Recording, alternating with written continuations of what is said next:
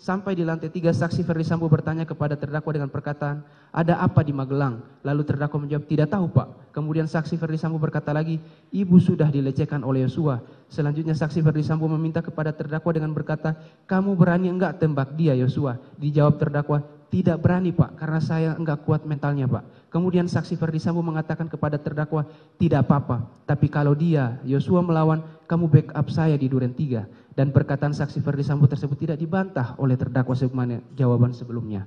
Bahwa sesuai keterangan saksi Ferdi Sambo dan keterangan terdakwa sendiri, setelah dapat pengetahuan kehendak, willen and weten serta rencana saksi Ferdi Sambo yang ingin merampas nyawa korban Nofriansah Yosua tersebut, lalu terdakwa menyamakan kehendaknya dengan kehendak saksi Ferdi Sambo, yaitu dengan sengaja tidak membantah untuk membackup kehendak dan rencana saksi Ferdi Sambo tersebut.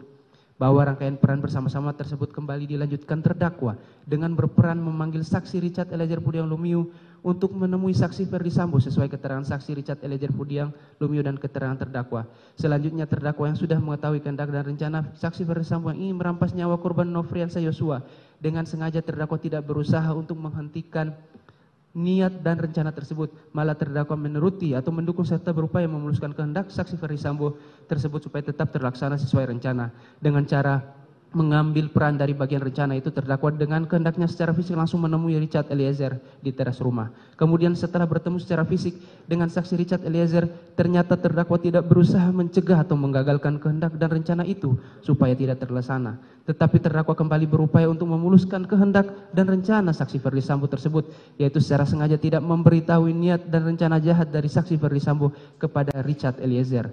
Malah terdakwa ikut memuluskan dan mendukung keinginan kehendak saksi Ferdi Sambo tersebut dengan mengambil peran dari rencana tersebut, yaitu berkata kepada saksi Richard Eliezer, Cat, dipanggil Bapak ke lantai 3, naik lift saja Cat.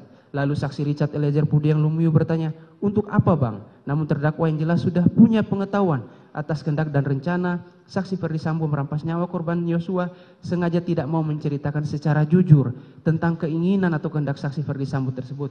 Dan terdakwa juga sengaja tidak menyarankan saksi Richard Eliezer untuk menolak bila ditanya keinginan atau kehendak saksi Ferdi Sambo.